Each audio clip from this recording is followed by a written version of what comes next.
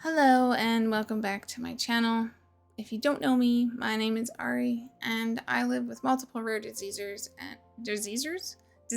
and I'm a cancer survivor. I also have dyslexia and I also have problems with word finding at times due to some brain stuff that I've had happen over the years.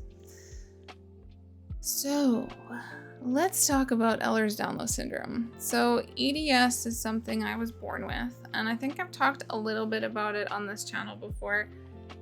The reality of Ehlers Danlos is chronic dislocations, GI problems, skin problems, and irritations. You actually have blue sclera, which is like the white part of your eyeballs. If you use a flashlight, it looks a little blue. It means you have a connective tissue disorder. I actually don't know if I'll be able to show you that because I don't actually have a flashlight. Anyways, so Ehlers Danlos is something I was born with. I didn't know what it was until I was in my 20s after I had my first and second cancer. And then once I was diagnosed with it, I really thought it was no big deal. And that's because I didn't do any research about it and I was naive and in denial. So once I looked up what it was and what it causes and having a kyphosis, which is a bit of a bump back here, I started to realize that there's a lot more to this illness than I actually initially thought. So having the stretchy skin is one thing. Kaboing! Boing! Boing! It's just snaps back. Pretty nice and easy and simple, right? But the thing is, if the outside is stretchy, the inside is also stretchy, and that's a problem with Ehlers Danlos syndrome. It's a connective tissue disorder, and there's a default in the collagen, and thus I end up being stretchy.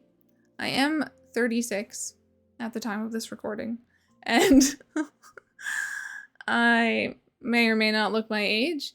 And that is because of Ehlers Danlos syndrome. EDS causes most people with it to look youthful. There is the dermapraxis type, which I'm not sure if I'm pronouncing that correctly. I'm sorry if I am not, which I am a carrier for. So I do have half of the Adam gene. And I also carry Q dyslexia, which I think I might have touched on a little bit before. So that was done through genetic testing.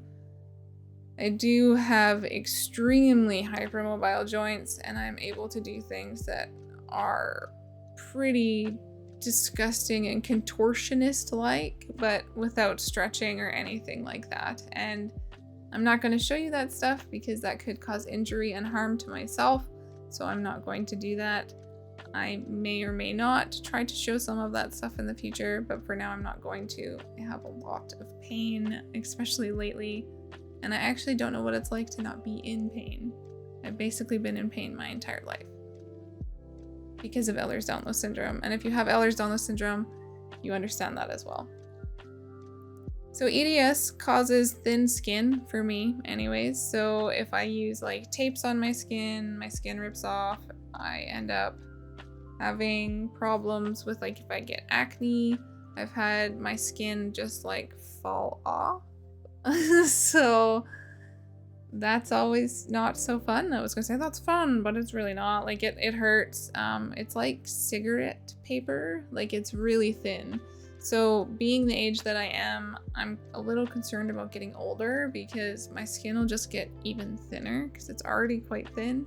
So I'm not too sure what's gonna happen with that.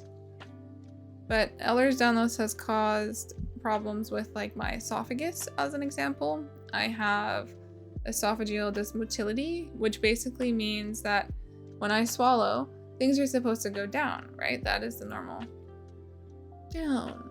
But when I swallow, it actually comes back up. My muscles contract backwards and they come up, and it's pushing food and water and anything that I eat back up into my mouth.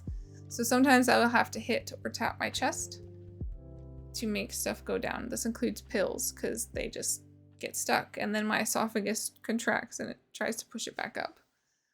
This is something that was diagnosed at a hospital. I had something called a barium swallow done. So basically you swallow this inert, yeah right. The reason I say yeah right is because it was not inert for me, but we'll get to that after. So you swallow this inert substance called barium, and they put it in like a pudding, or I think it was in a pudding, actually, what they gave me. And then you eat it, and then they take x-rays, like continuous x-rays, while you swallow it to see what goes on. And that x-ray showed that it just kept coming back up.